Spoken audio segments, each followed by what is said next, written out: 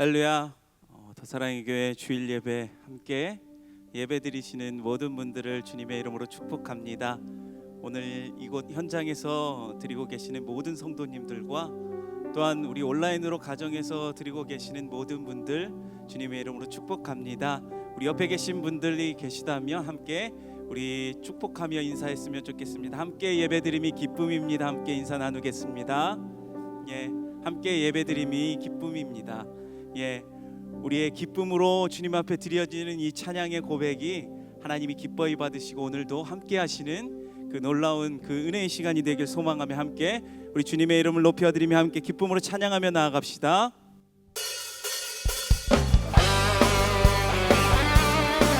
우리 함께 박수치며 주님을 찬양하며 나아갑시다.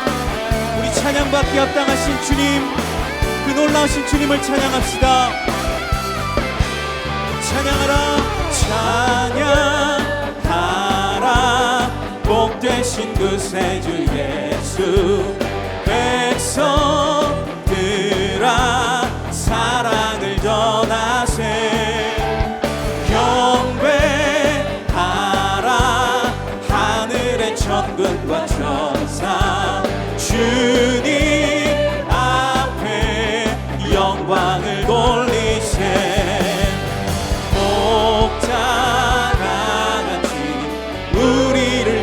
지키시고 종일 품에 늘 안아주시니. 찬양하라 높으신 권세를 찬양. 찬양 찬양 영원히 부르세. 할렐루야. 주님을 찬양합니다. 다시 한번 찬양하라. 찬양하라 복되신 그 세주 예수. 우리 대신 죽임을 당했네. 구주 예수. 예수 영원한 구원의 소망. 경배하며 겸손히 절하세. 찬양하라 우리 죄 지신 예수. 그의 사랑 한없이 크셔라.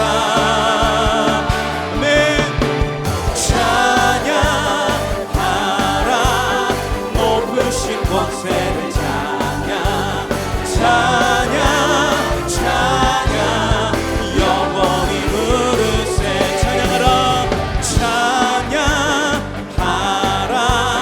복되신 그 세주 예수. 천사들아 즐겁게 찬양해. 구주 예수 영원히 다스리시니. 면류관을 주 앞에 드리세. 구주 예수. 세상을 이기시고 영광 주게 또다시 오시네. 찬양하라. 찬양하라 높으신 권세를 찬양. 찬양 찬양 영원히 드리세. 찬양받기 합당하신 주님, 그 놀라우신 하나님, 우리의 찬양을 받아 주시옵소서. 구주 예수. 구주 예수 세상을 이기시고 영광 주게 또다시 오시. 다시 한번 구주 예수. 세상을 이기시고 영광 주게 또다시 오시네. 찬양하라 높으신 권세를 찬양. 찬양 찬양 영원히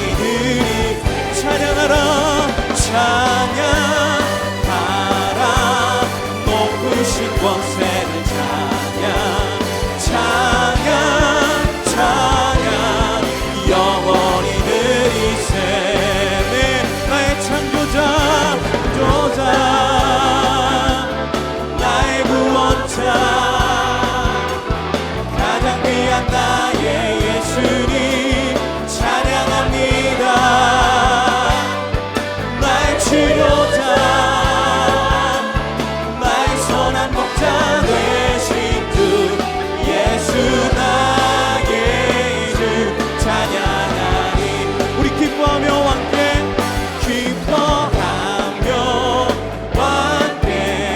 노래 부르리 소리 높여 할렐루야 부르리 주님 앞에 나와 찬양들. 우리 주님과 함께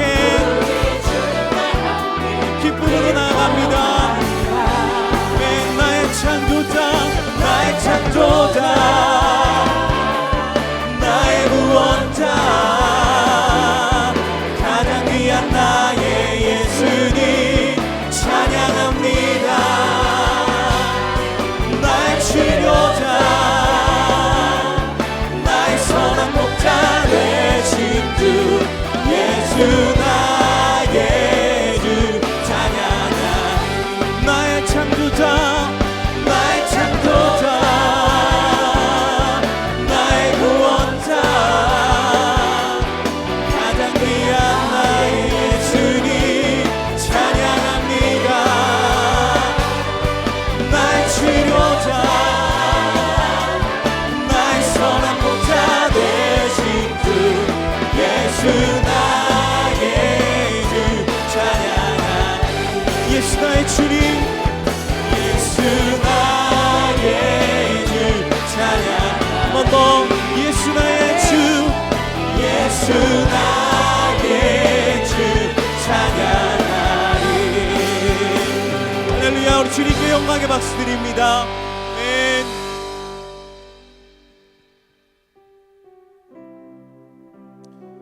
우리와 늘 함께 계시는 그 주님, 그 놀라우신 주님의 사랑을 함께 우리 고백함으로 나아가겠습니다.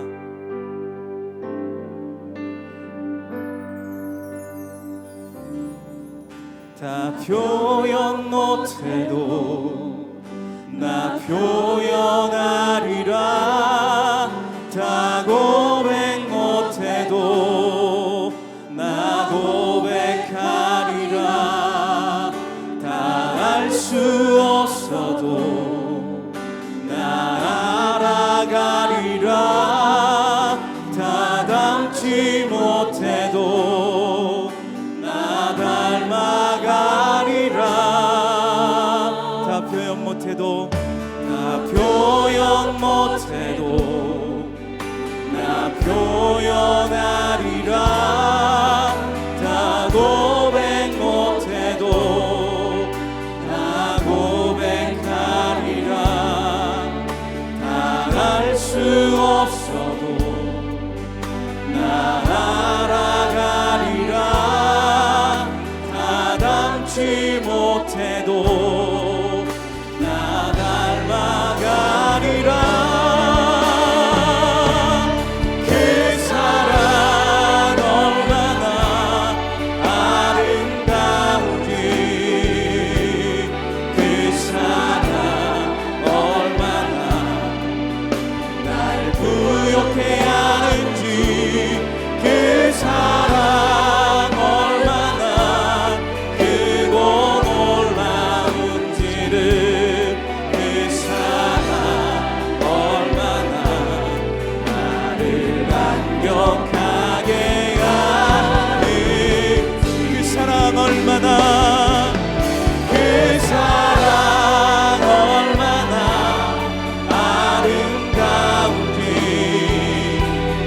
그 사랑 얼마나 날 부욕해 하는지. 그 사랑 얼마나 크고 놀라운지를.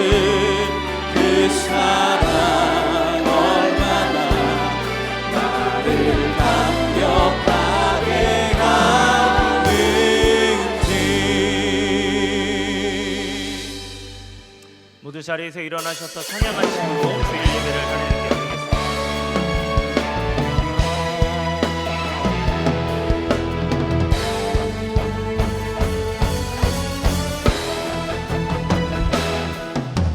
빛나는 왕의 왕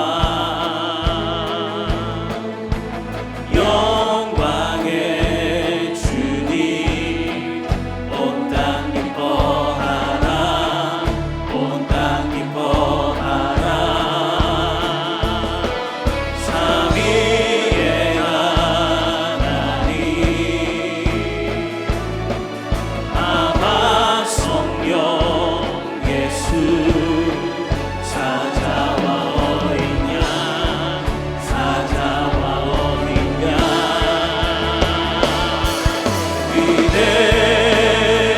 위대하신 주 찬양의 위대하신 주 모두 알게 되리라 위대하신 주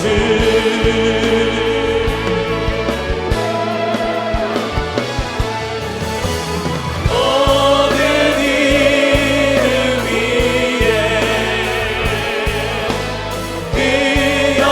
뛰어나신 이름 다 찬양의 위대하신 주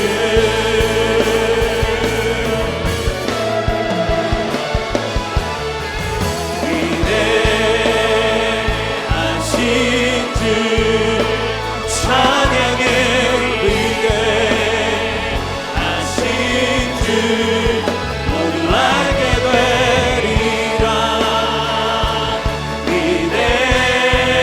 위대하신 주 아멘.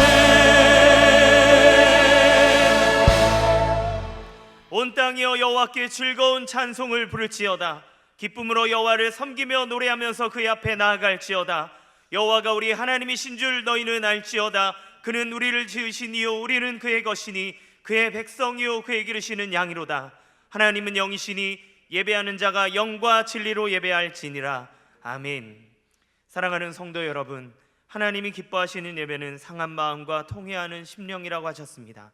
이 시간 성령께서 깨닫게 하시는 잘못들을 가지고 진실한 마음으로 각자 입을 열어 참회하는 기도를 드리겠습니다.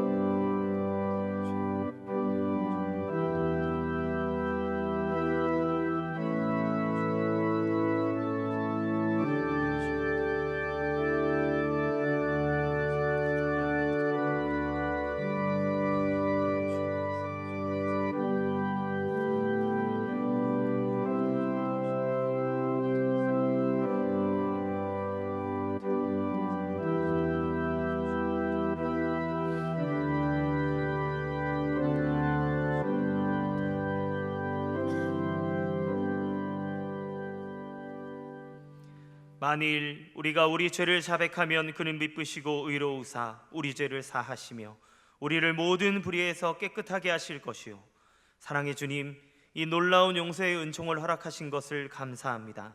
이제는 우리가 법 아래 있지 아니하고 은혜 아래 있기 때문에 더 이상 죄가 우리를 주관치 못하는 줄 믿습니다. 이 시간 우리를 다시 한번 성령으로 강건케 하시고 충만케 하여 주옵소서. 예수님의 이름으로 기도합니다. 아멘. 모두 자리에 앉으셔서 찬송가 220장 찬양 드리겠습니다.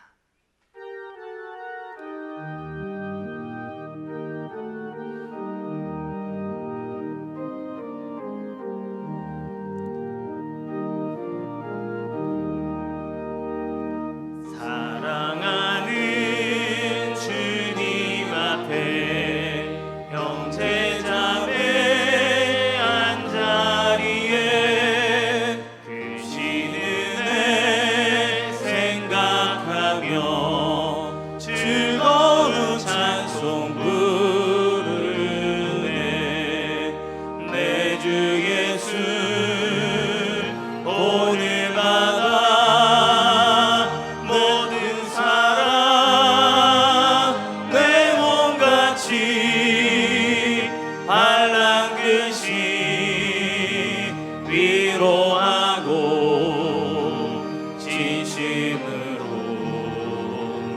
사랑하세. 사랑하는 주님 앞에 온갖 충성 다 바쳐서 괴로우나 즐거우나 주님만 힘써서 이네. 우리 주님 거룩한 손 제자들의 발을 씻어 남 섬기는 조개도를 봉소에게 보이셨네. 사랑하는 주님 예수 같은 주로 섬기나니 한 피바다 한 몸 이룬 형제여 친구들이여 한 몸같이 친밀하고 마음으로 하나 되어 우리 주님 크신 뜻을 지성으로 준행하세.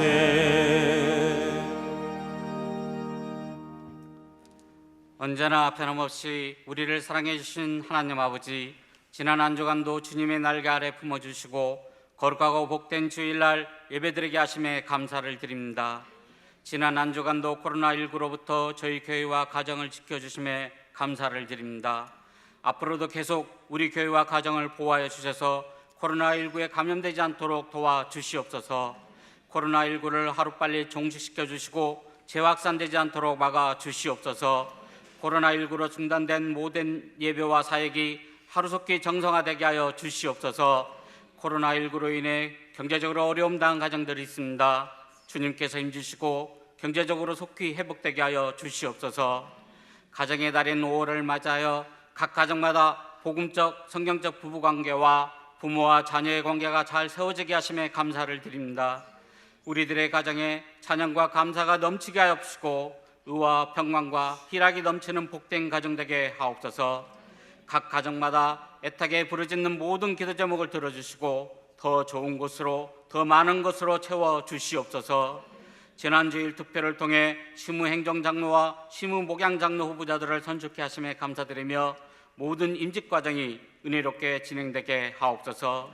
더 사랑의 교회를 은혜 가운데 세워주시고 복음적 사역을 잘 감당하게 하심에 감사를 드립니다. 우리 모든 성도들이 예수님의 참된 사랑을 체험케 하시고 예수 그리스도의 공동체 안에서 소망이 넘치게 하여 주시옵소서. 대통령과 유정자들을 붙들어 주셔서 코로나19를 잘 극복하게 하옵시고 어려운 경제 상황을 잘 해결해 나가게 하옵소서. 코로나19로 인해 힘든 상황에서도 세계 열방에서 주의 복음 들고 사명을 감당하고 계시는 선교사님들을 기억하여 주시고 우리 선교사님과 가족들을 건강하고 안전하게 지켜 주시옵소서. 사랑하는 이인호 목사님 영육간에 강건하게 하시고 모든 사역의 복음의 열정과 생명의 역사가 일어나게 하옵소서. 오늘 말씀을 통해 우리들의 가정이 주님의 사랑으로 하나 되게 하여 주시옵소서.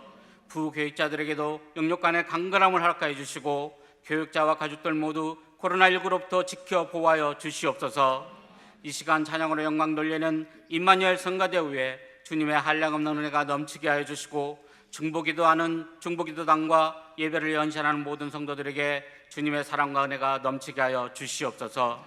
오늘 예배를 통해 모든 성도들이 살아계신 하나님을 경험하며 구원의 감격과 은혜를 누리게 하옵소서. 저희들이 드리는 이 예배를 받아주시고 주님 홀로 영광받아 주시옵소서. 진료 생명이신 예수님 이름으로 감사 기도드리옵나이다.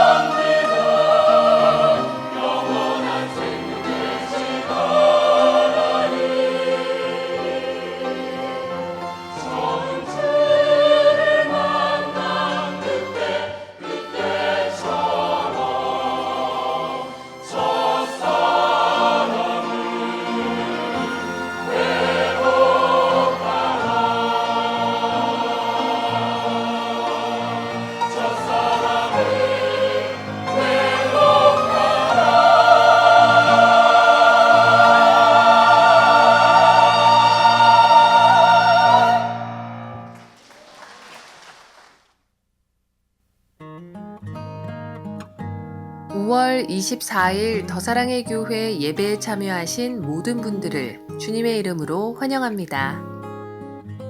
오늘은 코로나19 전염병 확산 예방을 위해 생활 속 거리두기 지침을 철저하게 따라 부분적으로 현장 예배와 온라인 예배를 병행하여 드립니다.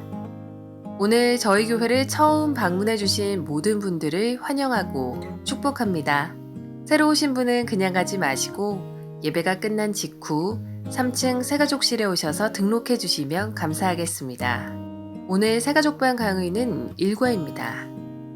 다음 주 1부부터 5부 예배 중에는 시무행정장로, 시무목양장로, 안수집사, 시무권사 등 임직자 선출을 위한 공동의회가 있습니다.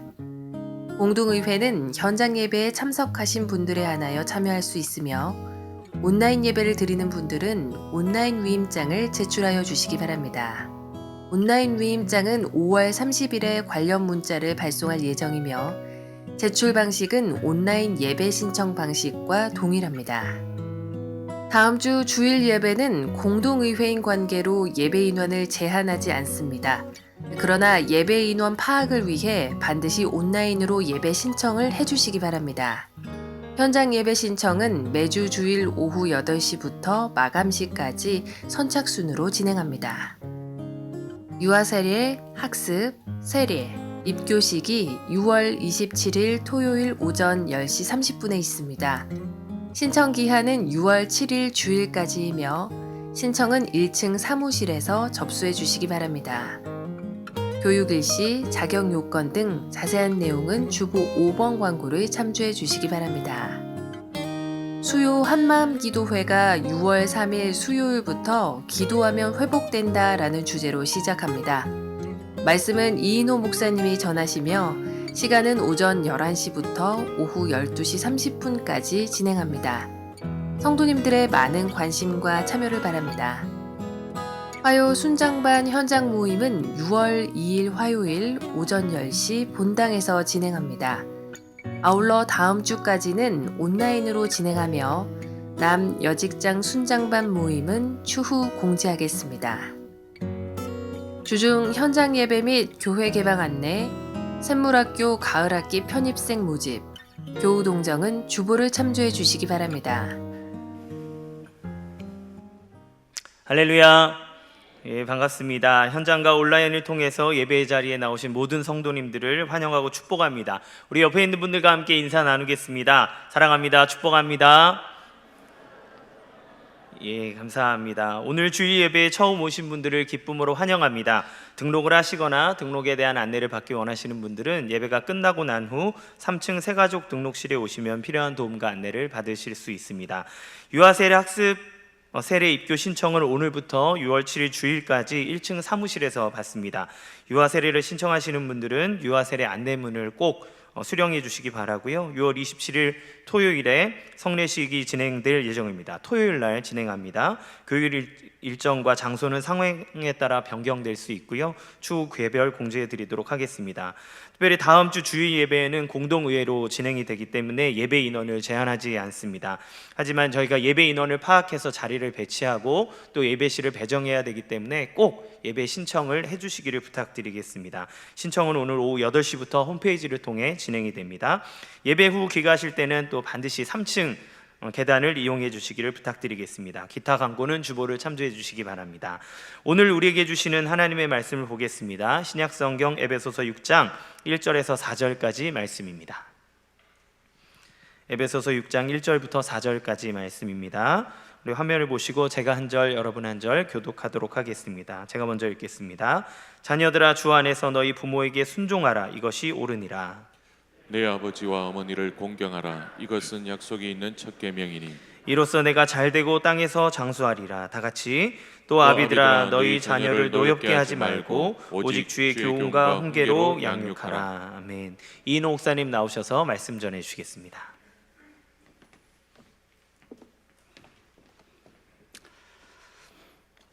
비가 오는데 현장 예배 오신 여러분들을 진심으로 환영합니다. 또 가정에서 온라인으로 이렇게 예배하시는 우리 가족들 축복합니다. 네. 성령으로 충만하면 피차 복종한다라고 했습니다. 그래서 아내와 남편이 피차 복종해야 된다. 지난주에 이런 말씀을 드렸는데 이 피차 복종하는 것은 오늘 부모와 자녀 간에도 해당이 되는 것입니다. 그러면 이런 생각이 들어요. 자녀가 부모에게 복종하는 것은 이해가 되는데 부모가 자녀에게 복종한다는 게 이상하지 않습니까? 근데 여러분, 이게 이상하다면 하나님이신 예수님이 종의 형체를 가져서 죽기까지 복종하신 거 이상한 거예요. 제자들의 발을 씻기신 것, 섬기러 오신 것, 정말 이상한 것입니다. 우리가 알아야 되는 것은 예수님이 이 땅에 오셔서 전통적으로 우리가 생각하는 권위의 개념을 바꿔놓으신 것입니다. 우리도 모르게 잘못 오염돼서 고착화된 이 잘못된 권위에 대한 습관, 이것을 바꿔놓은 것이죠. 그런 면에서 오늘 성경을 통해서 부모와 자녀가 어떻게 서로 복종하는 것일까 생각해 보려고 하는데, 자, 지난주에도 제가 남편 먼저 했잖아요. 오늘도 부모부터 좀 순서를 바꿔서 부모의 복종부터 좀 나누겠습니다. 4절을 같이 보겠습니다. 시작. 또 아비들아 너희 자녀를 노엽게 하지 말고 오직 주의 교훈과 훈계로 양육하라. 네, 여기 보면 자, 아비들아, 특히 이제 아버지들에게 얘기하고 있어요. 그런 어머니도 마찬가지 해당이 되겠습니다만, 아버지가 해야 되는 핵심 일이 뭐냐? 여기 보니 양육하는 것입니다. 자녀를 양육하는데, 그런데 양육에 있어서 해야 될 것과 하지 말아야 될 게 나와요. 하지 말아야 될 것은 자녀를 노엽게 하지 말라는 것이고, 해야 될 것은 주의 교훈과 훈계로 양육해야 된다. 이것이 나옵니다. 먼저 해야 될 것부터 좀 나누겠습니다. 자, 아버지들은 자녀를 주의 교훈과 훈계로 양육하는 것, 이 일을 해야 된다는 것입니다. 여기 교훈이라고 하는 헬라어 단어는 행동으로 하는 교육, 그러니까 훈련이나 징계를 의미하는 단어입니다. 그 훈계는 말로 하는 가르침을 말합니다. 그래서 영어 성경에는 training and instruction이라고 번역을 했어요. 그리고 세번역 성경에는 훈련과 훈계라고 번역을 했습니다. 그러니까 아비는 자녀들을 행동과 말로 가르침으로써 신앙적으로 양육해야 된다라고 하는 것이죠. 근데 제가 이 말씀을 묵상하면서 떠오른 게 예수님의 제자 훈련입니다. 예수님께서는 제자들과 3년 동안 함께 기거하시면서 예수님의 행동과 말로 가르치셨습니다. 친히 삶의 모범을 보이시고 전도하고 치유하고 또 기도의 본을 보이시고 선한 일을 행하시고, 그러면서 또 제자들이 그렇게 하도록 둘씩 파송해서 실습을 시키시고, 또 때로는 깊이 있게 말씀을 강론하시고, 이렇게 하신 예수님이 부활 승천하시면서 제자들에게 주신 사명이 뭐냐? 마태복음 28장 19, 20절입니다. 시작. 그러므로 너희는 가서 모든 민족을 제자로 삼아 아버지와 아들과 성령의 이름으로 세례를 베풀고 내가 너희에게 분부한 모든 것을 가르쳐 지키게 하라. 네, 여기 보니까 지상명령인데 그게 뭐냐면 제자로 삼아서 가르쳐 지키게 하라. 가르쳐 지키게 하라. 자, 여기 보니까 가르쳐서 지키게 하는 것, 이것이 바로 정확하게 아버지가 가정에서 자녀를 양육하는 목표라고 하는 것입니다. 그러니까 부모는 가정에서 자녀를 제자 삼으라고 하는 그 명령을 받은 것입니다. 지난주에 부부관계를 말씀하면서 남편에게는 주님이 예수님이 교회를 돌보듯이 아내를 돌봐야 되는 사명이 있다, 이렇게 말씀을 드렸는데, 오늘은 이 부모에게는 목회자가 교회에서 성도들을 제자 훈련시키듯이 자녀를 주님의 제자로 양성해야 되는 사명이 있다라고 하는 것입니다. 그러니까 자녀 양육의 첫째 초점이 뭐냐? 신앙교육인 것이죠. 물론 자녀들이 건강하게 자라고 공부 잘하고 또 좋은 그 직장 들어가고 하는 것 중요하지만, 그것보다 먼저 부모에게 주어진 양육의 사명은 자녀들을 제자 삼는 것입니다. 우리 주님의 제자 삼는 것입니다. 여기서 이제 이 부모의 복종이 나와요. 첫째는 이 자녀가 우리의 것이 아니라 하나님의 것임을 기억하고 주의 교훈과 훈계로 양육하는 것이 바로 복종인 것입니다. 자녀들은 부모의 꿈과 부모의 한풀이를 위해서 태어난 것이 아니죠. 하나님께서 그들 각자에게 주신 사명과 계획을 위해서 우리에게 맡긴 것이고, 우리는 그것을 잘 꽃피우도록 양육하는 청지기에 불과한 것입니다. 이게 우리가 해야 되는 첫 번째 복종인 것이고, 두 번째 복종은 뭐냐? 가정에서 부모는 이와 같은 영적인 목회자로 서야 한다는 것입니다. 이게 부모가 해야 되는 복종인 거예요. 자, 여러분 교회 안에서 교사나 순장으로 선다는 것, 이 자체가 섬김입니다. 제가 여러분 앞에서 말씀을 전하고 훈련하는 목사의 신분으로 선다는 것은 이것을 위해서 저의 정욕, 세상적인 즐거움을 십자가에 못 박고 날마다 성령 충만한 존재로서 내 자신을 준비하고 근신하는 것을 의미하는 것입니다. 이처럼 부모가 가정 안에서 자녀를 제자로, 주님의 제자로 양성하는 존재로 그런 영적인 목회자로 선다는 것 그 자체가 부담이죠. 그러나 이런 부담을 지지 않으면 자녀를 향한 신앙 전수는 이루어지지 않는 것입니다. 순장에 깨어 기도하지 않고 또 말씀으로 무장하지 않는데 어떻게 영적으로 이끌 수가 있겠습니까? 마찬가지로 부모님이 늘 드라마만 보고 있다거나 부부싸움이나 한다거나 맨날 쇼핑이나 하고 세상적인 사고방식에 살고 분노를 표출하고 영적으로 게으름의 자신을 방치하면서 자녀를 주님의 교양과 훈계로 양육할 수 있다. 이거는 있을 수가 없는 것이지요. 그렇기 때문에 우리가 이러한 그 부름 앞에 선 거예요. 하나님이 맡긴 자녀를 주님의 제자로 잘 양육해야 된다는, 여기에 복종하기 위해서 내 자신의 정욕을 제어하고 기분대로 내키는 대로 살지 아니하고 자녀들을 위해서 근신하면서 성령 충만을 유지하는 것, 이게 바로 우리가 해야 되는 복종이라고 하는 것이죠. 그래서 항상 말씀에 가르칠 그러한 삶을 사는 것입니다. 신명기 6장 7절입니다. 시작. 내 자녀에게 부지런히 가르치며 집에 앉았을 때에든지 길을 갈 때에든지 누워 있을 때에든지 일어날 때에든지 이 말씀을 강론할 것이며. 네, 이렇게 해야 되는데 요즘에 이제 코로나19 때문에 이제 직장들이 조금 회복이 되기도 하지만 가정에서 보내는 시간이 많죠. 저도 가정에서 보내는 시간이 많아요. 지금 여러분들이 교회 주중에 오시기가 어렵고 그러기 때문에 주중에 하던 순장반 훈련 이런 것들을 하지 못하고 또 외부 강의하던 것들도 이제 안 하다 보니까 저도 집에 있는 시간도 많고 아내가 해주는 밥 먹으면서 지금 제 몸무게가 제 인생 최고를 기록하고 있습니다. 살이 확 찐 자가 되었습니다. 그럼에도 불구하고요, 저의 몸무게는 이제 정상이 됐어요. 이제 물론 배가 나와서 가족에게 큰 핍박을 받고 있습니다만 몸무게만큼은 정상입니다. 근데 요즘에 제가 이렇게 바쁜 삶을 강제로 스톱하고 자녀들과 아내와의 시간을 많이 가지면서 제가 이렇게 문득 드는 생각이 뭐냐면, 어쩌면 이런 삶이 정상일 수 있겠다는 거예요. 이 바쁘게 전 세계에서 어떤 면에서 제일 바쁘게 돌아가는 이 대한민국의 시계가 코로나19로 인해서 이게 천천히 돌아가는 것이, 이게 어쩌면 우리의 삶을 정상으로 돌려놓는 게 아닐까 하는 생각이 들고요.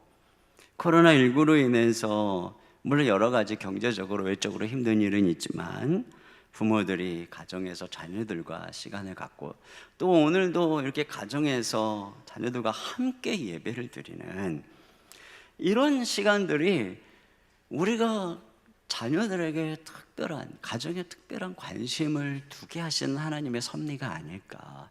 그동안 너무 밖으로 뛰어다니면서 가장 중요한 걸 소홀히 했던 우리들이 이 정상적으로 돌아오라고 하시는 말씀은 아닐까. 물론 빨리 코로나19가 물러가기를 우리는 간절히 기도해야 합니다. 그리고 또 그렇게 소망하고 있습니다만, 하나님께서 아직 이것을 두고 계시다면 우리는 이 허락한 시간에 자녀들을 향해서 못다한 이 부모로서의 영적인 목회자로서의 사명을 다해야 됩니다. 그것 하라고 기회를 주신 것이죠. 로이드 존즈가 이런 얘기를 했어요. 부모들이 자기 자녀를 신앙 양육하는 데 기울이는 배려가 애완동물이나 화초를 기르는 데 신경 쓰는 만큼만 되더라도 사정은 많이 달라질 것이다. 자, 또 한 가지, 이 자녀 양육을 위해서 하지 말아야 될 것, 아버지가, 부모가 하지 말아야 될 것은 자녀를 노엽게 하지 말라는 것입니다. 자녀를 화가 나게 하거나 그래서 마음에 상처를 주지 말라는 것이죠. 여러분, 제가 여러분을 지금 화가 나게 한다거나 여러분의 마음에 상처를 준다면 제가 여러분에게 하는 설교가 전혀 귀에 들어오지 않을 것입니다. 마찬가지죠. 부모가 자녀를 화가 나게 하거나 마음에 상처를 준다면 어떻게 그 자녀들이 부모의 가르침을 들으려고 하겠습니까? 어느 한 목회자 아들의 고백인데요, 그의 아버지가 목회에 성공하지 못하셨고 그래서 우울증을 앓았다고 합니다. 그러니까 그가 어린 시절에 목회자인 아버지와 사모인 어머니가 늘 다투셨다는 거예요. 그러다 보니까 어머니는 그 뭐 남편으로 인한 상처가 도끼가 올라가지고 그걸 아들한테 분풀이를 한 겁니다. 그래서 어린 시절에 발가벗겨서 내쫓기도 하고 심지어 어느 때는 막 칼을 막 휘둘러 대기도 하고, 이런 부모 아래서 자라면서 그는 빨리 어른이 되어 교회와 하나님을 떠나는 게 자기 인생의 목표가 됐다는 거예요. 그리고 20살에 그렇게 했고, 대학 4학년 때는 아예 인생을 마감하려고 자살을 시도하다가 실패하기도 하고, 그러다가 결혼을 해서 살아가는데 어느 날 자기가 큰 아이를 피멍이 들도록 때리면서 자기 안에 엄마의 모습이 있는 것에 큰 좌절감을 느꼈다는 겁니다. 그리고 또 자기가 모든 것을 다 알고 있다는 식의 교만한 태도가 이 아빠의 모습이었다는 것을 또 발견한 것이죠. 지금도 아버지는 무슨 교단, 무슨 교파를 외치면서 하나님을 자기처럼 많이 알고 있는 사람이 없으며 하나님을 자기처럼 바로 믿고 있는 사람이 없다고 생각하는 아빠. 그러면서도 실제 생활을 하루 종일 TV 보고 과식하고 비판하고 분노하는 아빠. 그러니까 자기가 그렇게 싫어하던 그 아빠가 늘 생각하는 내가 최고라고 하는 그 병이 자기가 걸려 있더라는 거죠. 그런 게 너무너무 싫고, 그래서 바로 이 하나님의 종이었던 아빠 엄마 모습이 너무 싫어서 하나님까지 버렸다는 그런 얘기예요. 우리가 목사다 또는 교회 중직자다, 이것은 자녀의 신앙하고 아무 관련이 없습니다. 오히려 우리가 교회에서는 자라면서 가정에서는 함부로 화를 내고 자녀들에게 마음에 상처를 주고, 거기서 자녀들은 위선을 느끼고 분노하는 것이죠. 이게 신앙의 큰 걸림돌이 되는 것이죠. 그런 면에서 언제 자녀는 부모에게 이렇게 노엽게 되나, 화를 내고 상처를 받게 되는가 많이 있어요. 그래서 두 가지만 살펴보겠습니다. 첫째로는 과도한 징계나 감정적 체벌이 가해질 때 아이들이 노여워하고 상처를 받는다는 거예요. 여기 보면 이제 교훈이라고 하는 말이 파이데이아로서 훈련하고 징계하는 것을 의미한다고 그랬죠. 그러니까 이것은 자녀를 양육하는 가정에서 이 징계, 때때로는 매를 때리는 것, 꾸짖는 것은 필수적이라고 하는 것을 말하는 것입니다. 성경은 자녀가 잘못될 때 징계해야 된다라고 말하고 있어요. 잠언 13장 24절입니다. 시작. 매를 아끼는 자는 그의 자식을 미워함이라 자식을 사랑하는 자는 근실히 징계하느니라. 네, 여러분 만약에 몸속에 암세포가 있어요. 그러면 빨리 병원 들어가서 살을 째고 수술을 하는 게 부모가 사랑하는 거지, 그냥 그저 많이 먹어라 많이 먹어라 많이 먹어라 만약 그런다면은 아이만 몸만 자라는 게 아니라 암세포도 같이 자라서 죽게 되는 것입니다. 이처럼 아이가 아무리 예뻐도 그 아이 안에는 암과 같은 죄성이 있습니다. 죄가 있습니다. 그런데 그런 죄가 드러날 때 매를 때려서 그것을 수술하고 해야 아이가 건강하게 자라는데 그걸 내버려두고 오냐오냐 해주면 아이가 자라면서 죄성이 함께 자라서 하나님 앞에 망하게 되는 것입니다. 그러므로 사랑하는 자는 징계하는 것이죠. 잠언 22장 15절입니다. 시작. 아이의 마음에는 미련한 것이 얽혔으나 징계하는 채찍이 이를 멀리 쫓아내. 네, 여러분 우리가 하나님의 징계 없이 오늘 이렇게 순종하는 하나님의 사람으로 여기 이 정도라도 잘할 수가 있었을까요? 마찬가지입니다. 부모가 자녀를 징계함 없이 자녀 안에 있는 불순종이 하나님 앞에서 사라지지 않는다는 것이지요. 부모가 자녀를 징계하지 않으면 훗날 세상에서 자녀는 징계를 받게 되는 것이고 고난의 불을 통과하는 극심한 고통 속에서 다듬어지게 되는 것입니다. 그러므로 여러분 아이들이 고집을 부리기 시작하는 돌무렵부터 사랑의 매를 들어야 됩니다. 3살 이전에 아이를 징계를 통해서 바로잡아야 됩니다. 엄마가 아이를 통제하지 못해서 쩔쩔매고 뻥은 이른다? 이러면 그 엄마는 절대로 아이를 양육하는 양육자로 설 수가 없는 것이죠. 그런데 이렇게 아이들을 징계해야 될 때 과도한 징계나 감정적인 체벌이 아이들의 마음속에 노여움과 상처를 준다는 것이죠. 그래서 부모는 자녀를 체벌할 때나 꾸짖을 때 언제나 마음의 감정을 절제해야 됩니다. 화가 난 상태에서 아이에게 매를 때리는 것은 폭행이지 징계가 아닙니다. 그리고 매를 때릴 때에는 언제나 사전에 약속한 대로 체벌을 해야지 즉흥적으로 매를 때리면 아이들은 그런 일관성 없는 엄마의 눈치를 보면서 정서가 불안해지죠. 그런 아빠를 보면서 두려움에 떨게 되는 것입니다. 또는 사람이 있는 데서 아이를 징계하거나 야단을 치면 아이는 모욕감을 느끼게 됩니다. 때로는 욕실에 불을 끄고 캄캄한 공간에 홀로 내버려 두는 식으로 아이를 체벌한다면 아이의 마음에 깊은 두려움이 상처로 남게 되는 것이죠. 그러므로 징계를 할 때는 감정을 절제하고 사려 깊고 계획적으로 지혜롭게 시행해야 되는 것이죠. 자, 로이드 존즈가 한 말을 또 한번 읽어드릴게요. 당신이 어린아이를 징계할 때는 먼저 당신의 감정을 억제하지 않으면 안 된다. 당신 자신이 훈련되지 않고서 무슨 권리로 당신의 자녀에게 그가 징계를 받아야 한다고 말할 수 있겠는가? 자녀를 양육하려면 절제하는 일과 자기 감정을 다스리는 일이 본질적으로 선행되어야 한다. 여러분, 특별히 자녀가 사춘기가 넘어가게 되면은 자녀들의 반항이 이제 극에 달하기 시작합니다. 근데 그때는 절대 아이들에게 매를 때리면 안 됩니다. 이 사춘기라고 하는 것은 드디어 자녀들이 성인으로서 독립 운동을 하는 과도기이기 때문에 인격적으로 대화해야 되는 것이죠. 그런데 이 다 큰 아이가 말귀를 알아들을 만한 아이가 반항을 할 때는 어릴 때 반항하는 것보다 훨씬 화가 나고 참기가 어렵습니다. 그러므로 사춘기 시기에 부모는 진짜 순교의 각오를 가지고 인내하면서 자기 감정을 절제해야 됩니다. 그렇지 않으면 그때 폭발하는 분노와 비난이 아이들을 삐뚤어 나가게 할 수가 있는 것입니다. 엄마의 기준이 아이의 수준을 맞는다는 책에서 이 장애영 사모님이 외아들을 양육하는데 어느 날 아이가 중학교 2학년 때 갑자기 학교를 안 다니겠다는 겁니다. 자퇴를 하겠다는 거예요.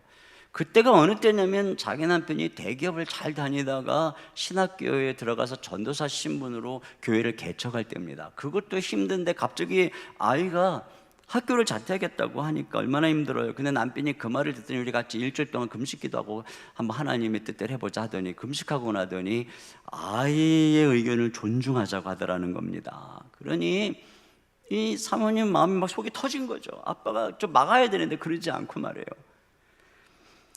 그러니까 이제 아들은 자퇴하고 남편은 개척교회 성도도 없으니까 맨날 집에 있고, 그래서 남편과 아들의 삼시세끼를 매일 밥을 해주는 삶이 시작이 됐다는 거예요. 근데 자퇴하면 공부 열심히 하겠다고 한 약속은 어디 가고 날마다 집에서 텔레비전 보고 만화를 보면서 뒹굴뒹굴하고 거기에 남편까지 합세해가지고 같이 만화를 보면서 즐거워하는 모습을 보고 막 속이 그냥 막 뒤집어지겠다는 거죠. 그런데 그런 시간을 3년을 보냈다는 거예요. 그리고 그 3년 동안 이 사모님이 죽기 살기로 정성껏 밥을 해줬다는 겁니다. 어떤 때는 밥 먹고 빈둥거리는 아들이 너무나 미우면 로마서 12장 20절 말씀에 내 원수가 줄이거든 먹이고 목마르거든 마시게 하라는 말씀을 막 암송하면서 그러면서 밥을 해줬다는 거예요. 그러다 보니까는 아이가 어느 순간부터 공부를 하기 시작하고 최연소로 연대 법학과를 들어가고 최연소로 사법고시까지 패스를 하게 됐다는 거예요. 물론 아버지 보니까 아버지가 서울대 출신이어서 머리가 좋은 집안인 거예요. 그런데 사모님의 인내가 그걸 꼽히게 한 거죠. 근데 이때 만약에 막 분노를 쏟아내고 막 그냥 비난하고 그랬다면 아이들의 마음에 이 상처가 가득해서 방황이 길어졌을 것입니다.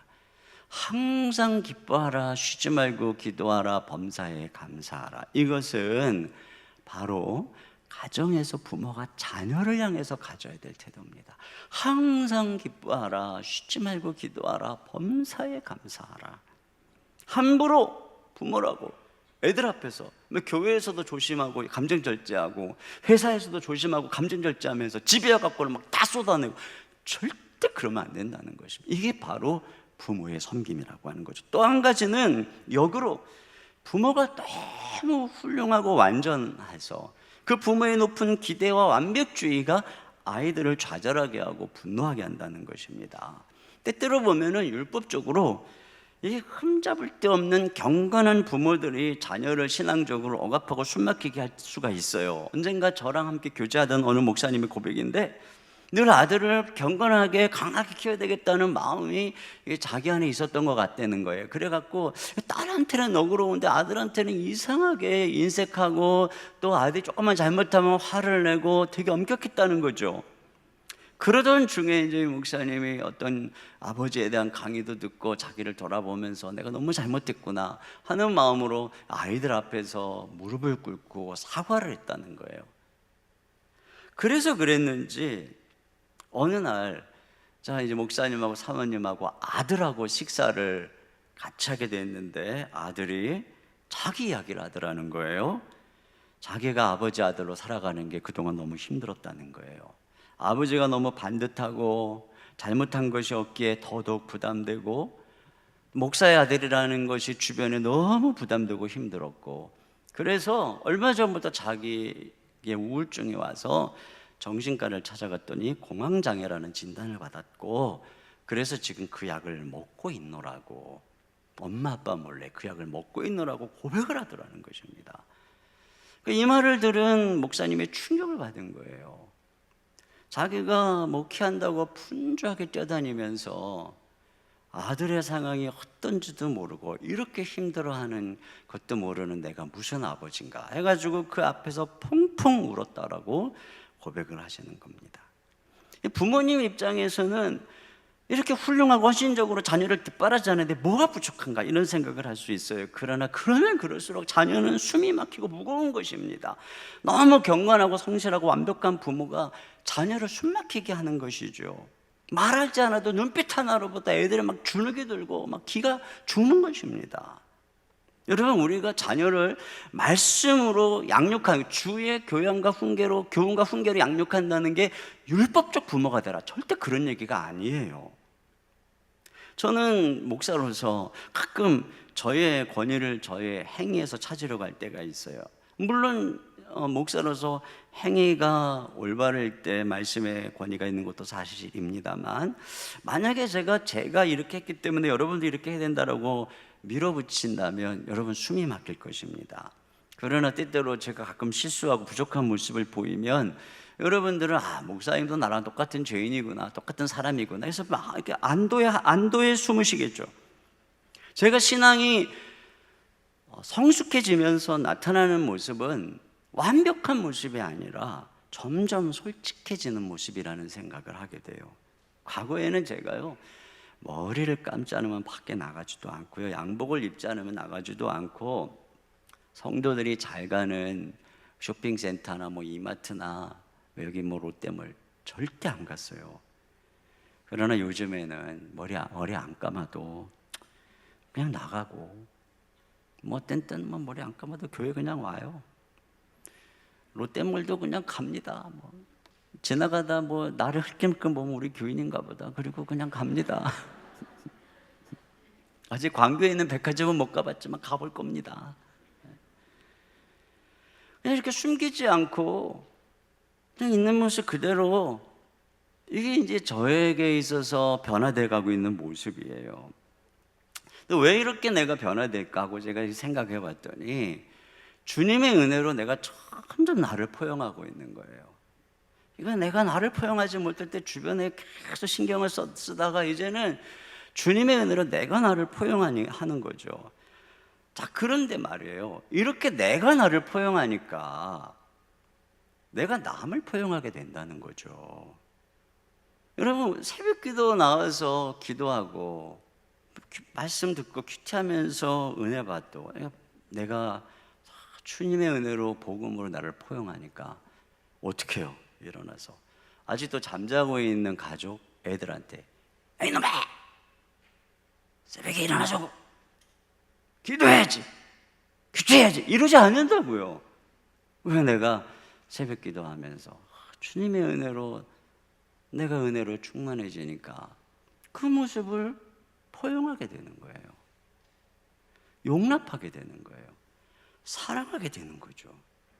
여러분, 내가 새벽 기도했다고 니도 해야 되고, 내가 큐티했으니까 니도 해야 되고, 내가 이만큼 하는데 너는 왜 못하냐? 만약에 부모가 애들한테 이런 식으로 하고 남편이 자녀한테, 아내한테, 아내가 남편한테 이런 식으로 하면 만만 숨 막히는 집안이 되고, 목사가 여러분한테 그런 식으로 하면 여러분 숨 막힐 겁니다. 교회 생활하는 게. 그러나 그런 게 아니고 기도하고 말씀 보고 큐티하니까 온유해지고 용납하고 사랑과 기쁨과 활력이 넘치고 이런 모습을 보니까 나도 엄마 아빠처럼 기도 배우고 싶어요. 나도 엄마 아빠처럼 말씀 가르쳐 주세요. 이게 정상인 거예요. 예수님이 그랬잖아요. 예수님의 그 빛나는 영광스러운 모습, 온유한 모습, 그 포용하는 모습, 그것의 비밀이 뭘까? 가만히 보니까 예수님이 늘 한적한 곳에서 기도하고 오신단 말이죠. 그래서 어느 날 주님 우리한테도 기도 좀 가르쳐 주세요. 이게 제자훈련의 핵심인 것입니다. 우리가 뭘 할 수 있고 내가 뭘 더 하기 때문에 너도 그렇게 된다라고 말하는 선생님, 부모님을 요즘 애들이 뭐라고 부르는지 아세요? 꼰대라고 부릅니다. 나이 좀 먹고 직위 좀 있고 자기 경험 있다고 허세 부리고 교만하고 지시적이고 자기 맘대로 하려고 하면은 요즘 애들이 뭐라 그러냐? 갑질한다고 그러고 똥군기 잡는다고 그럽니다. 똥군기 잡는다 그래요. 요즘 젊은이들은 나이 있다고 직위 있다고 또는 뭔가 사회적인 위치 높다고 권위를 내세우는 거 엄청 싫어합니다. 요즘 대학생들은요, 대학 정할 때, 과 정할 때 물론 적성도 중요하고 대학 평판도 중요하겠지만 그 과 분위기, 그래서 선배들이 뭐 군기 잡나 안 잡나 이런 것 굉장히 따져보고 학교 정합니다. 젊은 세대들도요, 술 먹이고 회식 강요하는 회사 안 갑니다. 요즘 젊은이들이 회사를 결정하는 요소 연봉이 아니라 직장 문화라는 거예요. 이직률이 높은 회사의 특징이 뭐냐? 상사가 갈군다는 거죠. 사장하고 싸워서 회사 그만두는 사람 별로 없고요. 대부분 바로 위에 서열 하나 놓고 둘 높은 사람들이 말이죠, 엄청 권위적이고 그러면서 상명하복 분위기, 연공 서열 분위기, 수직적인 문화, 회식 참여 강요하고 상사 눈치 보면서 정시가 되니 퇴근하지 못하게 하는 이런 분위기, 이런 것 때문에 회사 그만두고 이런 회사 안 간다는 겁니다. 과거에 인기 최고였던 애플, 구글, 페이스북조차도 작년 올해 젊은이들이 좋아하는 회사 순위에서 10위권, 20위권, 30위권 바깥으로 떨어졌습니다. 왜 그럴까요? 벌써 세월이 가면서 애플, 구글, 페이스북 이런 데 있던 사람들이 벌써 이미 다 권위적으로 된 거죠. 구찌라고 하는 회사가 그렇게 침체하다가 요즘 굉장히 인기인데 그 비결이 뭐냐 하니까 그림자 임원회인가 위원회인가, 이 임원들하고 이렇게 회의를 하잖아요, 상품에 대해서. 그 다음에 반드시 CEO가 20, 30대 젊은 직원들 데려다가 그림자 임원회를 한다는 거예요. 그 말을 듣고 이 회의를 하지만 그들의 말을 듣고 결정하는데 그 결과 기가 막힌 제품들이 나와가지고 지금 구찌가 정상에 오르고 있다는 거죠. 지금 이런 시대예요. 나의 경험 이것으로 권위를 내세우는 시대가 지금 끝나가고 있는 것입니다. 근데 이런 시대에 내가 남편이고 내가 아빠니까 마치 왕이나 된 것처럼 그렇게 권위주의로 행동하면은 가정에서 이제 가족들이 이제 촛불 시위하기 시작하는 겁니다. 구테타 일으키게 되는 것입니다. 그러므로 우리가 예수님의 모험에 귀를 기울여야 됩니다. 하나님이시지만 섬기신 예수님. 우리 주님께서 이 세상의 우두머리들은 상석에 앉기를 좋아하고 대접받기를 좋아한다. 그러나 우리 주님은 섬겼다는 거예요. 끝자리에 앉는다는 것입니다. 제자들의 발을 씻겼다는 것입니다. 그리고 그렇게 죽기까지 복종했더니 하나님이 높이셨다. 이게 진짜 권위다. 권위는 이런 것이다. 주님께서 말씀하는 것입니다. 자, 두 번째로, 시간이 별로 없지만 자녀의 복종에 대해서 잠시 살펴보겠습니다. 1절부터 3절까지 같이 읽습니다. 시작. 자녀들아, 주 안에서 너희 부모에게 순종하라. 이것이 옳으니라. 내 아버지와 어머니를 공경하라. 이것은 약속이 있는 첫 계명이니 이로써 내가 잘되고 땅에서 장수하리라. 네.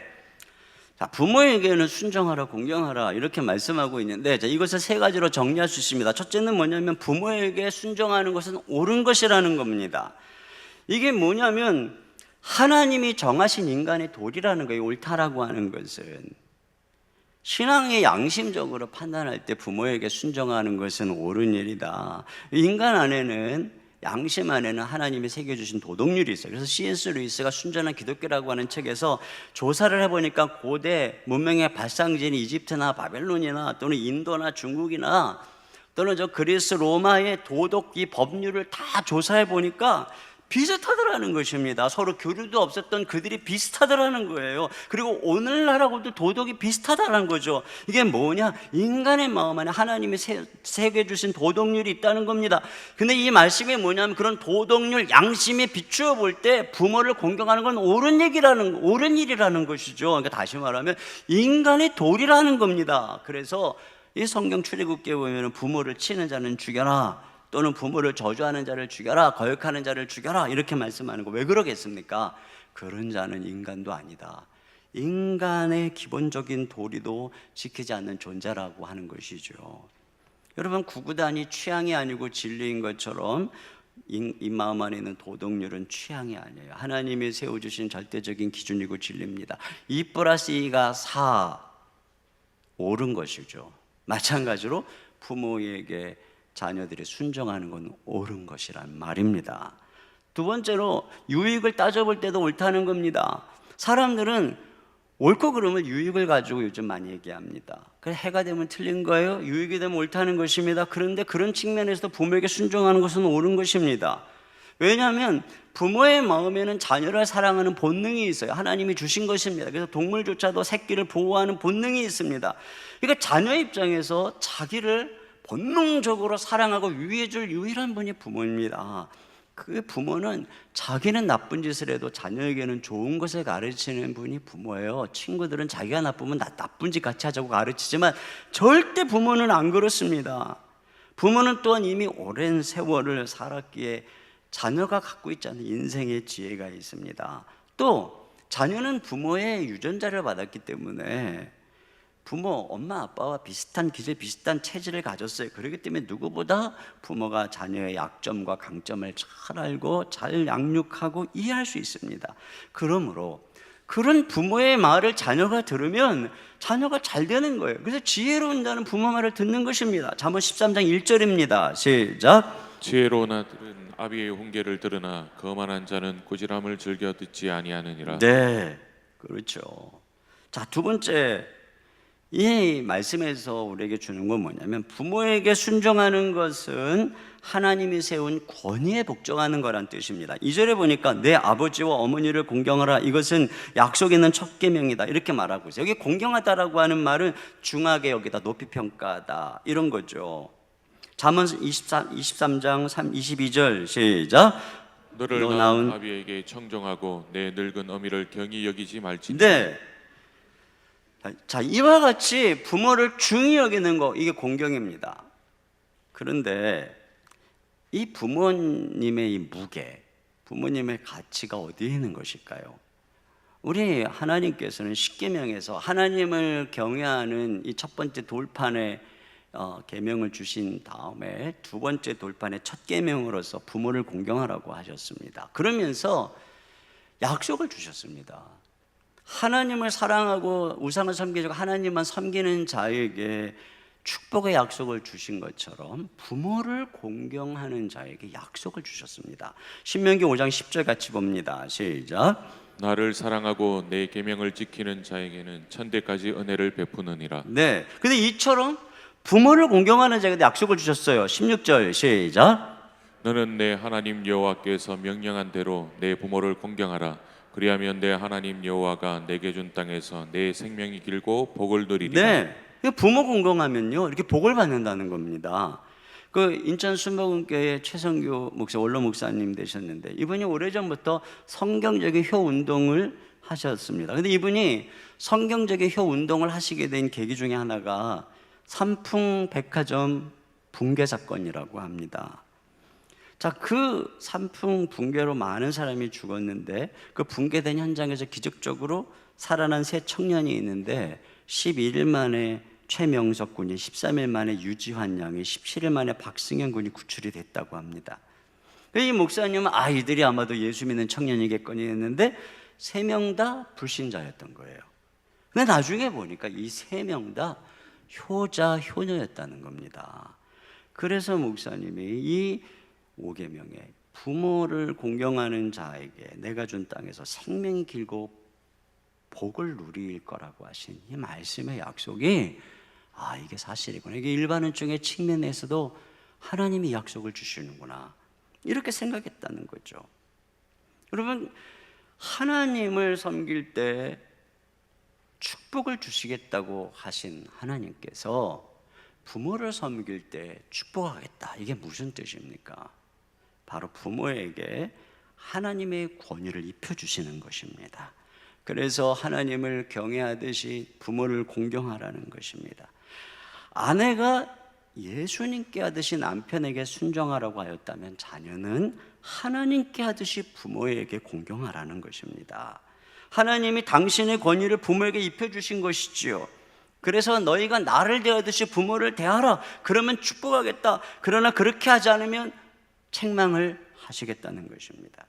그런 면에서 우리가 부모님을 아주 무겁게 여겨야 합니다. 아무리 부모님이 못 배우고 가난하고 연로하셔도, 부모님이 설사 교양이 없으셔도 하나님이 세운 권위의 옷이 있음을 늘 인식해야 됩니다. 사울이 그렇게 미쳐 날 때도 다윗이 그가 하나님의 기름 부음 받은 자라는 걸 늘 인식하면서 그 태도를 함부로 하지 않았던 것, 여러분, 이게 우리가 우리 부모님에 대해서 늘 생각해야 되는 적용거리입니다. 노아가 술에 취해서 벌거벗은 채 장막에 누웠을 때 함은 그것을 드러내고 형제들에게 가서 떠벌렸지만 이 셈과 야벳은 가려줌으로써 그들의 운명이 저주와 축복으로 나뉜 것처럼 우리가 오늘날 부모님에게 하는 말, 행동 하나하나가 하나님 앞에서 우리의 삶의 운명을 가르고 있다는 거죠. 그러므로 부모님을 향해 말을 함부로 하면 안 됩니다. 요즘 아이들이 친구들끼리 이야기하면서 엄마를 2년 전년 하면서 얘기한다는 얘기를 들었어요. 이것은 하나님 앞에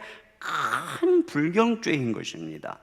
하나님이 우리를 용서하는 사랑이라 할지라도 넘지 말아야 될 선이 있고 지켜야 되는 거룩이 있습니다.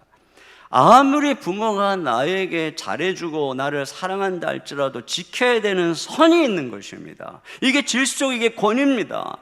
하나님이 아무리 용서하고 그들을 구원했다 할지라도 끊임없이 원망하고 불평한 이스라엘의 말을 듣고 전부 멸망하게 된 것처럼 우리가 부모에게 원망과 불평을 쏟아놓는 말을 하나님이 듣고 책망하는 것입니다. 그러나 오히려 감사와 존경을 드릴 때 하나님이 축복하는 것입니다. 마지막으로 그리스도인은 주 안에서 비로소 부모에게 순종하는 법을 배우게 된다는 겁니다. 여러분, 타락한 인간은 무력합니다. 그래서 옳은 데 못해요. 그렇게 하면 뻔히 축복을 받고, 그렇게 안 하면 하나님의 책망을 받는다고 하는데도 못해요. 이게 인간의 연약함입니다. 우리의 힘으로는 순종할 수가 없어요. 그래서 오늘 뭐라 그러냐, 주 안에서 순종하라는 것입니다. 물론 여러 가지 의미가 있겠지만 제가 여러분에게 말씀드리고 싶은 것은 우리 예수님이 부모에게 순종하라고는 율법의 말씀을 성취한 분이라고 하는 것입니다. 예수님은 어려서부터 육신의 부모에게 순종하셨어요. 누가복음 2장 51절입니다. 시작. 예수께서 함께 내려가사 나사렛에 이르러 순종하여 받으시더라. 네, 그리고 이 예수님이 공생애를 사시고 인생의 마지막 가장 극심한 십자가에서 그 어머니를 사랑하는 제자에게 부탁하죠. 요한복음 19장 26, 27절입니다. 시작. 예수께서 자기의 어머니와 사랑하시는 제자가 곁에 서 있는 것을 보시고 자기 어머니께 말씀하시되 여자여 보소서 아들이니이다 하시고 또 그 제자에게 이르시되 보라 내 어머니라 하신대 그때부터 그 제자가 자기 집에 모시니라. 이렇게 예수님은 자기 신의 전생애를 통해서 내 부모에게 순종하라 공경하라고 하는 율법을 완성하신 것입니다.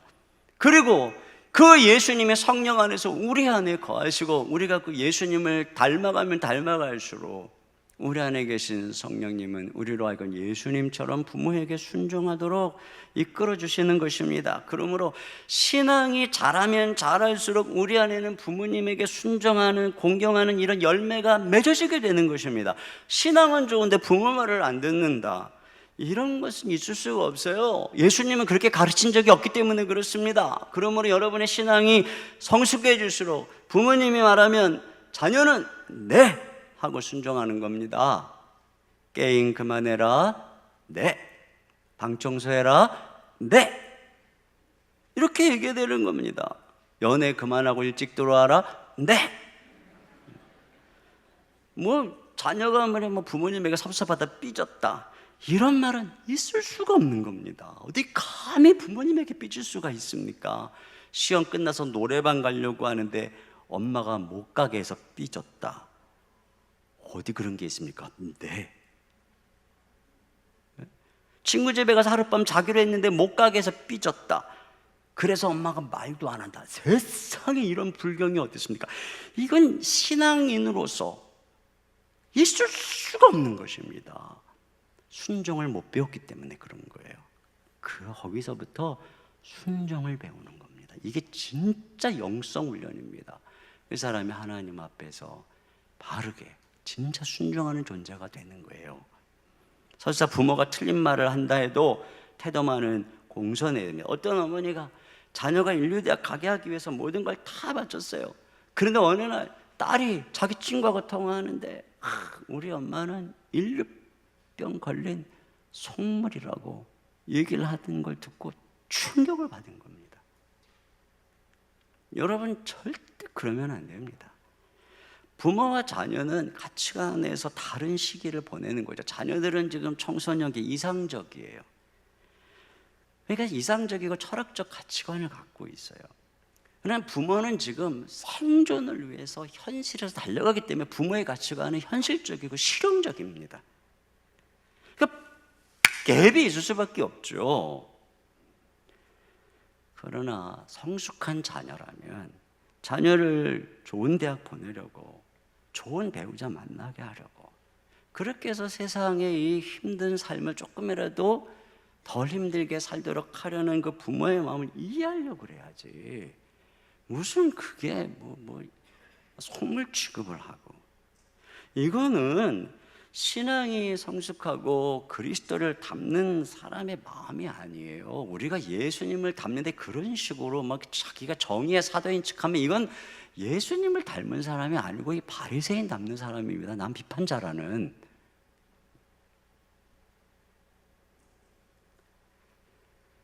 텔레비전 드라마를 보면 부모에게 거역하고 막 소리 지르고 막 바른 소리하고 부모를 가르치려고 그러고 이런 태도를 그대로 배우고 친구한테 그런 무례한 것을 배우고 이런 사람들은 예수님에게 배우는 사람들이 아닌 것이에요.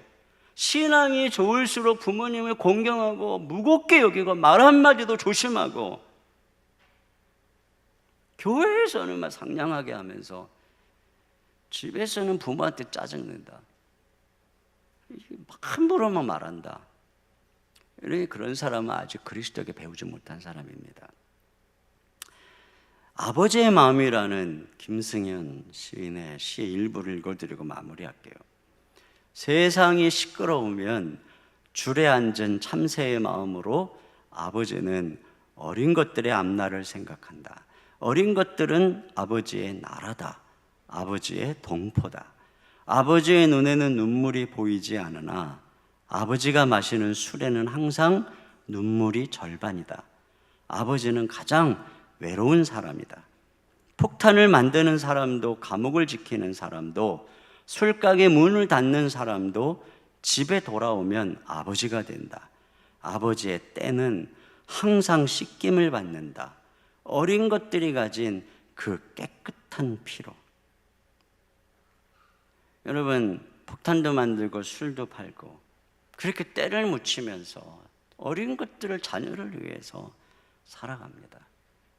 그러나 그 순수하게 때묻지 않게 자라는 아이들을 보면서 아버지는 씻김을 받는 거죠.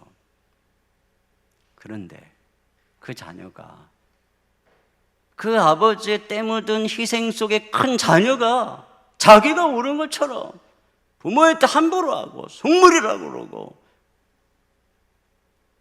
비판하고 가르치고 그러면 그 부모는 어디서 속죄함을 얻습니까? 그것처럼 배은망덕한 태도가 없는 것입니다. 우리는 부모님을 이해하고 용납하고 공경하고 감사와 존경을 드려야 마땅한 것입니다. 예수님께서는 이와 같이 우리의 복종이 진짜 복종이 되게 하셨습니다. 또한 우리 주님께서는 권위가 진정한 권위의 자리를 찾아가도록 하신 분입니다. 이 세상에는 이 권위와 복종이 제대로 설 때, 즉 서로 복종할 때만 질서 가운데 세워지는 것이고, 그것은 오직 우리 주 예수님 안에서 가능한 것입니다. 우리 이 시간에 같이 함께 찬양을 드리겠는데요. 너 어디 가든지 순종하라, 너 어디 있든지 충성하라, 주 너의 하나님 왕 되신 주 영원히 주님만 찬양하리. 오늘 우리에게 주신 말씀을 마음에 생각하면서 같이 찬양을 드리겠습니다.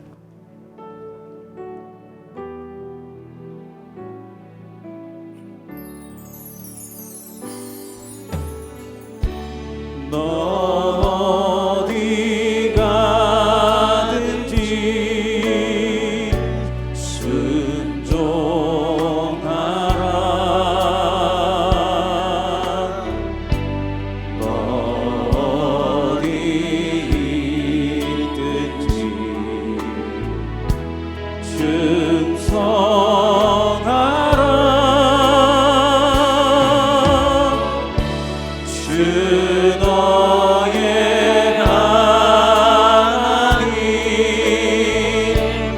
왕 되신 주 영원히 주님만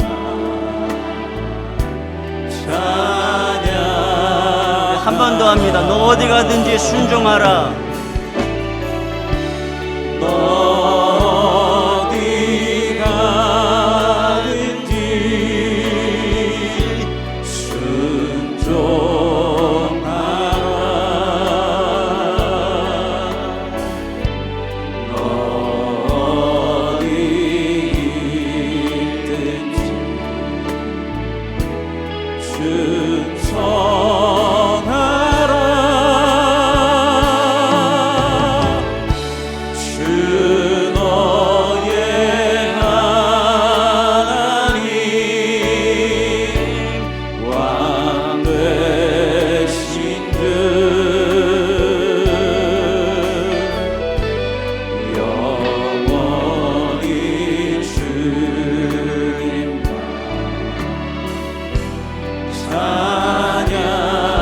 찬양하라. 너 어느 때든지 기도하라. 너 어느 때든지 기도하라, 너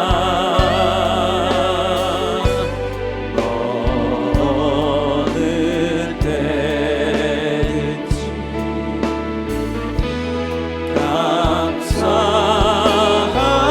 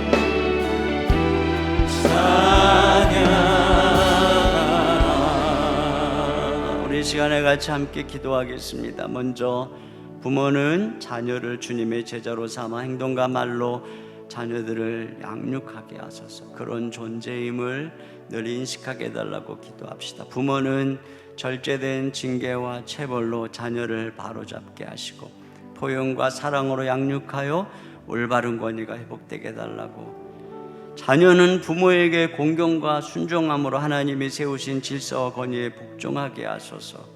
우리의 힘으로 순종할 수 없게 주 안에서 순종하며 부모에게 순종함으로 신앙의 성숙함을 이루게 하소서. 우리 같이 한 목소리로 기도하겠습니다. 하나님 아버지, 참 감사합니다. 오늘 부모인 우리에게 어떻게 자녀에게 복종해야 하는지 알려주심을 감사합니다. 하나님 아버지, 자녀들 제자 삼으라고 주님의 사랑과 하나님의 사랑을 받는 것이 이 시간 다시 한번 인식하기를 원합니다. 아버지, 하나님의 것이 아니고 하나님의 꿈을 위하여 태어난 저 우리에게 맡겨주신 것 정리가 되어 아버지 영적인 목회자가 되어 저들을 양육할 하나님을 부모인 자신을 늘 복종하며 배어있게 하셔서 하나님이여 저들 가운데 온전히 신앙을 할 수 있는 눈을 열어가여 주시기를 원합니다. 자녀를 노엽게 하는 자가 되지 않게 도와주시고 날마다 우리의 감정을 절제하는 것을 절제하고 아버지 하나님의 영광과 충만하고 하나님의 영광으로 고용과 사랑으로 자녀들을 양육하고 그리하여 우리의 권위를 통해서 우리의 자녀들의 복되는 역사가 일어날 수 있도록 인도하여 주시옵소서. 아버지, 자녀들은 우리가 부모님에게 순종하고 공경하기를 원합니다. 하나님께서 우리의 부모님에게 세워주신 권위 앞에 굴복하며 부모를 기억하며 순종하는 일을 될 수도 인도해 주시고 아버지 하나님 이것이 마땅한 우리의 삶의 도리인 것을 깨닫게 하여 주옵소서. 그러나 하나님의 우리의 힘으로는 그로 할 수가 없사오니 우리가 온전히 주님 안에서 순종하기 원합니다. 성령의 능력을 보여 주시고 우리 주 예수님을 통하여 배우며 하나님 우리가 온전히 성장해 가면 아버지 하나님 부모님을 통하여 순종할 줄 아는 그리함으로 하나님을 올라오며 축복을 받는 우리 자녀들의 삶이 될 수 있도록 주여 역사하시고 인도하여 주시옵소서. 하나님 아버지, 감사합니다. 부모는 자녀에게 복종하게 하시고 자녀는 부모에게 복종하게 하소서. 우리에게 주신 권위가 오염된 이 세상에서 잘못된 권위로, 세상적인 권위로 자녀들에게 상처를 주었던 우리의 모든 잘못을 긍휼히 여겨주시고 우리 주 예수님이 보여주신 것처럼 자녀들을 하나님의 사람으로 잘 양육하며 섬기며 노엽게 하지 아니하며 하나님 온전히 우리의 섬김을 통해 자녀들이 하나님의 사람으로 피어나는 가정 될 수 있도록 축복하여 주시옵소서. 자녀들은 부모님에게 순종하는 것이 인간의 도리임을 다시 한번 마음속에 각인하며 우리 부모님에게 하나님의 권위를 입혀준 것을 기억하고 부모님에게 함부로 하는 말과 행동을 버리게 하시고 공경함으로 하나님의 축복을 받아 누리는 귀한 자녀들 될 수 있도록 도와주시옵소서. 이 시간 주님께 귀한 예물을 올려드립니다. 힘들고 어려운 중에도 하나님께 드리는 성도들을 축복해 주시고 특별히 가정을 위해서 일터에서 이 세상에서 온 힘을 다해 수고하는 아버지들, 어머니들 하나님께서 위로하여 주시옵소서. 우리 주님, 힘들고 어려운 이때에 저들의 눈물의 기도를 들으시고 문을 열어주시고 필요를 공급해 주셔서 자녀들을 넉넉히 양육할 수 있도록 도와주시옵소서. 우리 주 예수님 이름으로 기도하옵나이다. 아멘. 우리 하나님께 준비하신 헌금을 드리겠습니다.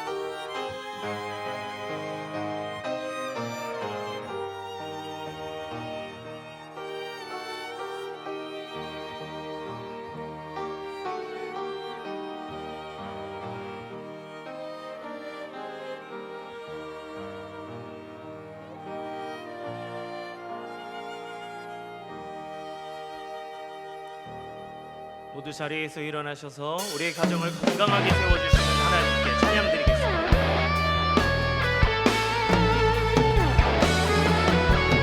너희는 가만히 있어 주가 하나님 되말지어다 열방과 세계 가운데 주가 높임을 받으리라 사랑합니다 내 아버지 찬양합니다 내 영광 다하여 선포합니다 예수 그리스도 주님 오심을 기다리며